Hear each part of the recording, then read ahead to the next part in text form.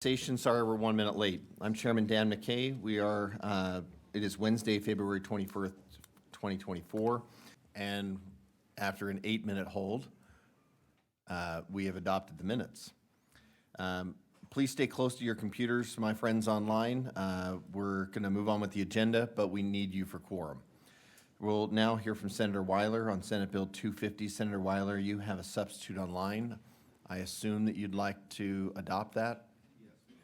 Okay. Senator Wilson for a motion on the sub. See, maybe it's this one. Try it again. Yeah, there we go. Okay. Motion to sub, Mr. Chair. Okay, motion is delete and title and body for Senate Bill 250, property tax income requirements, and replace it with first substitute Senate Bill 250. All in favor, please say aye.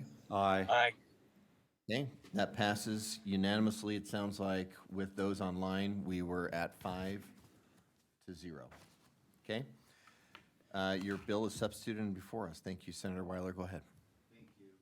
I don't know if you want my mic on or not. There we go. This one's not working. I can hear you now. Okay. All right, so the sub just increased the amount of homeowners credit. This is the circuit breaker bill. I think most of you are familiar. It increases the limit for a claimant to qualify for a homeowner's credit, increases the amount of the homeowner's credit based on income, and increases the income limit for a claimant to qualify for renter's credit, and then makes some other technical changes. Mr. Chair, I don't know if you've noticed, but the prices have been going up the last 2 years dramatically, and so this is kind of a reaction to that. So it's just taking the existing statute for renters and homeowners and adjusting the credits based on people's income, also adjusting those income categories. The bill does have a significant fiscal note. I don't know that where we're going to land on the budget things, but I just wanted to say, even if I can't get the fiscal note funded, there is an important fix in this bill that we could adjust it. But when the last circuit breaker passed, it didn't have the provision for the automatic increases for renters. And so I think that if I can't get the fiscal note funded for this bill, which I'm hoping I can, but if I can't, then I think there could be a substitution on the floor, assuming it gets out of committee today, that would at least fix for the tax commission the renter's credit going forward. And that would be like a $9,000 fiscal note. So that concludes my presentation. Okay. Thank you. I'll bring it to the committee for clarifying questions on the bill. Seeing none, let me ask Senator Weiler, when we spoke before, I'm only in favor of this bill if it's only dealing with the renter's credit. We as an interim committee, at this last year, we've reviewed both the circuit breaker and the, what do they call it? But the deferral. Deferral. Yeah, the deferral. Someone called it gray belt, and I try not to call it gray belt, but the property tax deferral, just for the advocates who are on the circuit breaker, we are going to continue leaning towards the deferral system and leaning away from the circuit breaker. So the bill in its current form, I can't support, but Senator Weiler has said that if need be, he's willing to substitute on the floor to keep it moving to deal with just the renter's credit, which I would be fine with from for the technical standpoint. So just putting that out there. Okay. We'll take it to the public for public comment. Yeah, please come forward. And we have one online. So while you guys are coming forward, we'll get the one online queued up.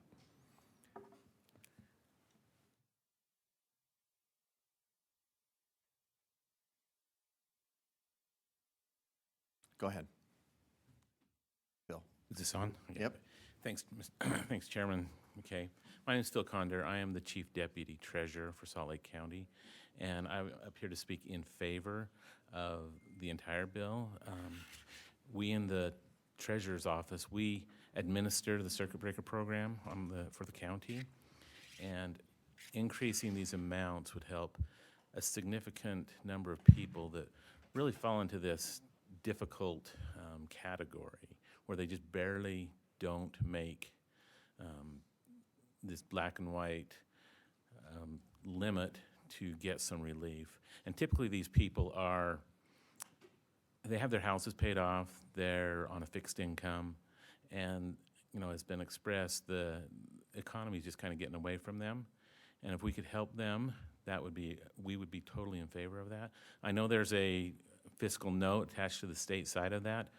On the county side, it's more of a shift in the tax burden, but it's so minimal that we are comfortable with that. And you could think of this as a matching type thing, where if the state will do their part, the county can do their part as well. So, and I speak on behalf of Wayne Cushing, the county treasurer, and our office staff. Okay. Can you tell me how is your office dealing with the circuit breaker versus the deferral? Because the deferral was authorized last legislative session. Help me understand where your office is with that. We administer both programs. The deferral, we're finding most people do not want to defer that tax burden to their kids. Oh, so we're surprised by that, aren't we? Yeah, I am. Yeah. So we've had very limited acceptance of the deferral program, Yeah. but widespread, especially on the circuit breaker and other programs like Veterans Relief and things like that, So given a choice of paying their taxes or not paying their taxes, the preference is? to not pay their taxes. Correct. Correct. Yep. You can see my No, issue. I totally understand your position on this. I Yes. do. So from a policy perspective, that's my issue with Yeah. the circuit breaker. No, I understand where you're Okay. coming from on Thanks, that, Scott. but Or thank you. from our perspective, we're happy to help people that feel they need to do that. And I think it's more of a mindset of that generation that they don't want to pass it to their kids. And I can't really speak to that because I'm not quite there yet. Yeah. But- Senator Bramble. When you say they don't want to pass that to their kids, you mean they just want to pass the full value of their estate to their kids without paying what every other citizen is obligated to pay in taxes? Is that, am I understanding you? Please don't interrupt me. I'm just trying to make certain that I understand exactly what you just said, the implication of what you just said. No, I understand, Senator Bramwell, what you're saying. I'm asking, is that what you're saying, is that they feel that they, you said they don't want to pass it to their kids, and I just want to clarify what it is they don't want to pass to their kids. They want to pass to their kids the full fair market value of an asset, that every other citizen has to pay tax on that asset, but they feel specially entitled to not have to pay the taxes on that asset so that they can pass the full value to their children. That's, when you say pass to their kids, that's what you're referring to, passing to their kids. I'm not in their mind, in their mindset. I'm asking you what you meant by passing to their, they don't want to pass that to their kids. They don't want to pass What it. is it that they don't want to pass to their kids? Because if you're saying they don't want to pass the tax to their kids, are you also saying they don't want to pass the fair market value of the asset to their kids? Because the tax is a direct component of what that, of an estate disposition. You're correct. They don't want to pass that tax burden to their kids. I believe that's what they're saying. In favor of passing the full market value of an asset to their children without having the same burden that other taxpayers have. Presumably, yeah. Thank you. Thank you, Phil. Okay, next up. Please come forward if you dare. As you can tell, this is not a program that's going over very well with this committee, and so the idea of extending this credit is not very popular, but please go ahead and make sure you introduce yourself. Hi, Joe Hirabayashi, Associate State Director of Advocacy at AARP. We're here in support of the bill. As many have mentioned, the cost of living has increased significantly. Property values are up, property taxes are up, and we've done some surveys with our members. They overwhelmingly, 84% have said that they view aging in place as extremely important. Aging in place allows seniors to be in the place where they're most comfortable around their support network. It also allows them to be more autonomous, and so we support that for the seniors. In 2023, over 42,000 households took advantage of this program. It's an essential program that is helping people stay in their homes, and I can tell you I've spoken with several of these people who have taken advantage of the program, and the amount of money they're receiving as a rebate or in assistance is really a key to their budget, and it's helping them to stay in their homes, to be prosperous, and to continue to live a healthy life. We urge you to support this bill. Thank you. Senator Bramble. So does AARP have a position on deferral as opposed to a forgiveness of that? Because when your testimony is that they support aging in place, a deferral allows them to age in place, as does a circuit breaker. One deals with them meeting their obligation in taxes or their estate meeting that obligation. The other is, let's give the beneficiaries a windfall by mom and dad not having to have the fair market value of their estate diminished by those taxes. And AARP historically has opposed deferrals in favor of a giveaway. So what is AARP's position on a deferral? Senator, we support deferral. The previous person in this role was supportive last year. I believe he was supportive of Representative Briscoe's motion to let the two programs run concurrently, and we support that as well. So you would support this bill if it were substituted Yes. to be a deferral? Just want to, Correct. in the 24 years that I've been here, that's the first time I've heard that from AARP. Thank you. Great. Thank you. New faces, new position. Okay, Ricky, hang on just a second. I've got two online, and I called them up early, and now they're waiting there patiently. So let me go to them real quick, and then I'll come right back to you. Christina Marshall? Unmute yourself and turn on your camera and tell us where you're from. And please give us your public comment.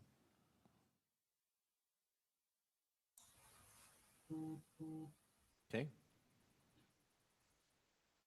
Go ahead. Christina, we're waiting on you. Got it. Okay, next up, Bert Harvey.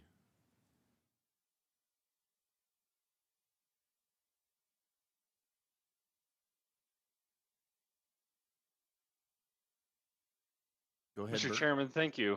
Thank you, Mr. Chairman, for allowing me to come and speak today. My name is Bert Harvey. I'm the Property Tax Administrator, Division Manager for the Utah County Auditor's Office. I'm also a county administrator who's in charge of administering this program for the counties. I'm also coming to speak in favor of the bill. I've spoken in this committee before in previous years in favor of this bill. This is a minor increase for seniors. This is not going to expand the program significantly. The tax shift, as the gentleman from Salt Lake County expressed, is a minor shift for other taxpayers. Not just seniors are in support of this, but other taxpayers who would experience the shift of the burden. Many of them, I've spoken with many taxpayers. I'm sorry I can't give you more specific examples than that, but this is something that many taxpayers support in supporting our seniors.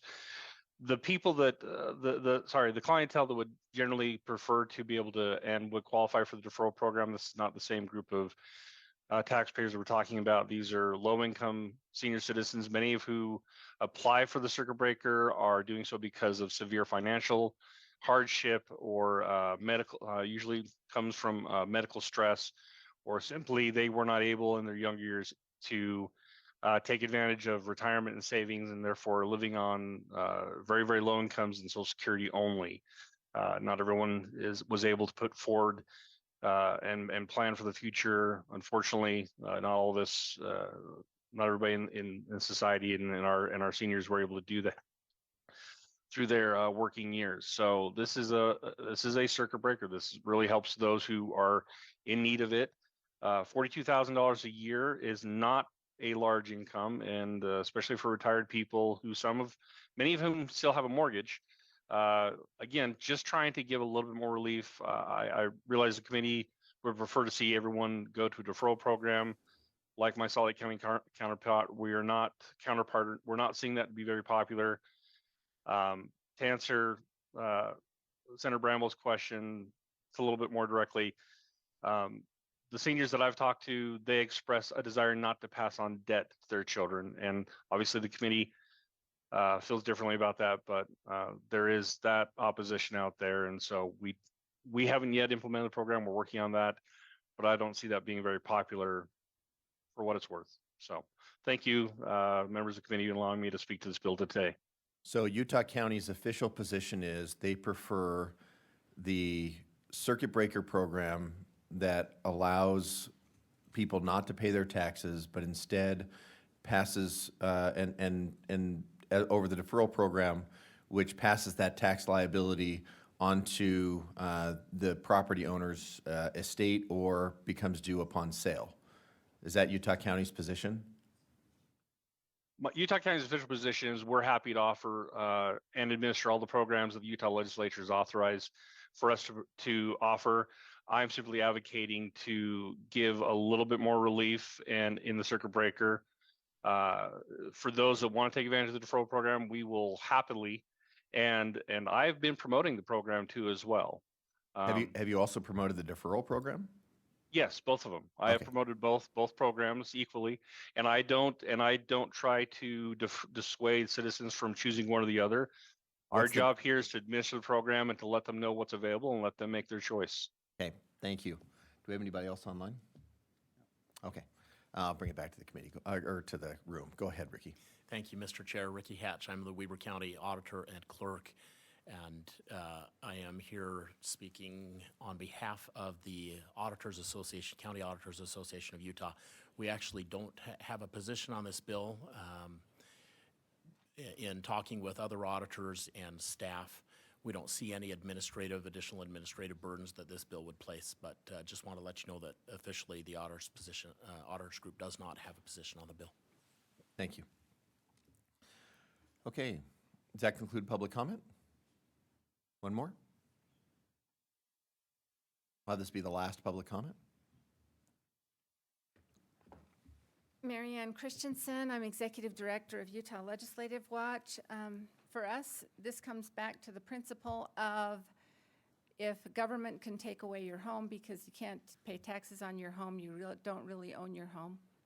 And so when people are of lower income or in that situation where they're paying the taxes puts that home at risk, then we support any efforts to help the property owner stay in their home.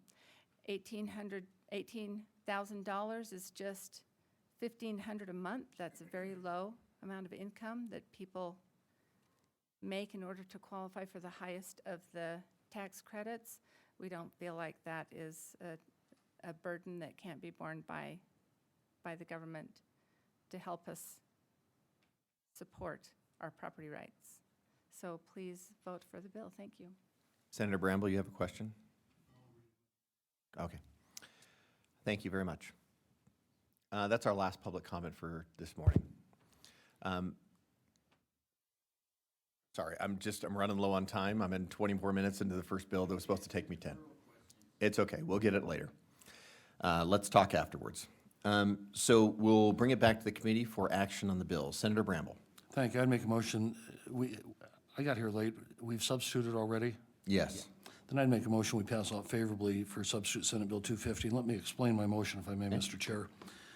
While I believe that deferrals are a far better philosophic approach, and the idea of not passing on debt, well, that's an interesting twist on a public relations campaign about a policy, because you're not passing on debt, you're passing on the net value of real estate, net of any tax obligation in a deferral program.